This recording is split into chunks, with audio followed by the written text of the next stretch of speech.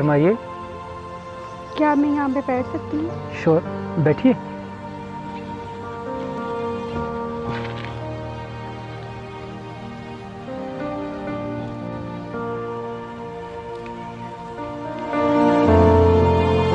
आप यहाँ पे क्यों बैठे हुए हैं?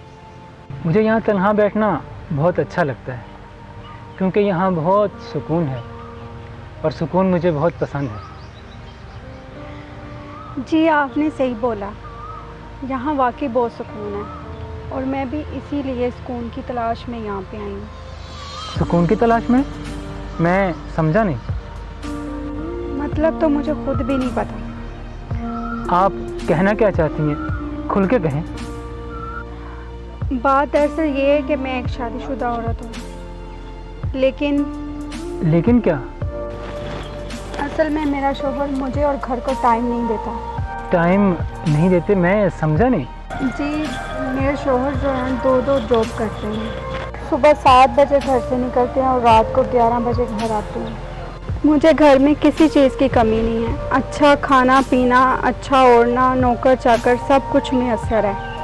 ओह अच्छा, तो अब मैं समझा कि आपका प्रॉब्लम क्या है। जैसा कि आपने बताया कि आपके शौहर 2 जगह जॉब करते हैं, वो ये सब किसके लिए करते हैं? आपके लिए ना? जी देखिए मोहतरमा, वो आपको हर आसाइश मसर करते हैं, इसके लिए वो दिन रात मेहनत कर रहे हैं, इवन के 2 जगह जॉब कर रहे हैं, लेकिन इसके बावजूद भी आप बजाय खुश होने के उनसे गिलाई कर रही हैं। अगर वो पार्ट टाइम काम ना करें तो? अगर वो पार्ट टाइम जॉब ना करें तो मेरे घर के खर्चे पूरे नहीं होते। अच्छा, ये आप समझती हैं कि अगर वो पार्ट टाइम जॉब ना करें तो आपके खर्चे पूरे नहीं होते, लेकिन क्या? लेकिन ये कि आपको अपने शौहर की मेहनत नज़र नहीं आती, सिर्फ खर्चे ही नज़र आते हैं।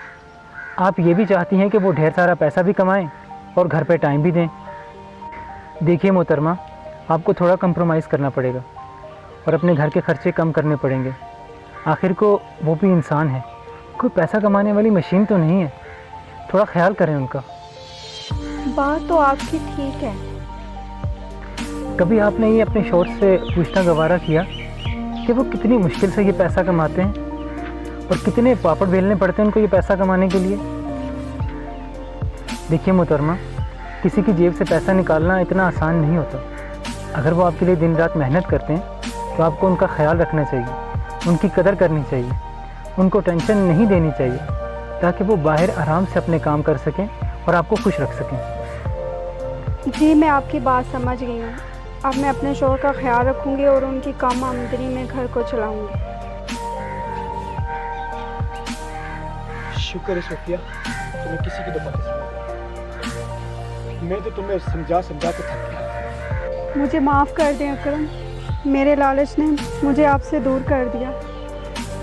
चले देर आए दुरुस्त आए। सोफिया, आपको अपनी गलती का एहसास तो हुआ। इरफान साहब, आपका बहुत बहुत शुक्रिया। यकीन करें, आपने मुझ पर इतना बड़ा एहसान किया है और मेरा घर जो आपने टूटने से बचा लिया है। आपका बहुत बहुत शुक्रिया इरफान साहब। आप बहुत अच्छे इंसान हैं। शुक्र है मेरी बीवी अपना दुखड़ा लेके किसी गलत इंसान के साथ नहीं बैठी, क्योंकि ये दुनिया भेड़ियों से भरी पड़ी है जो कि औरत की मजबूरियों का नाजायज़ फ़ायदा उठाती है। देखिए, ये तो मेरा फ़र्ज़ था और मुझे खुशी इस बात की है कि आपकी बीवी को मेरी बातें समझ आ गई और मुझे उम्मीद है कि इंशाल्लाह आप लोग आगे खुश रहेंगे। शुक्रिया।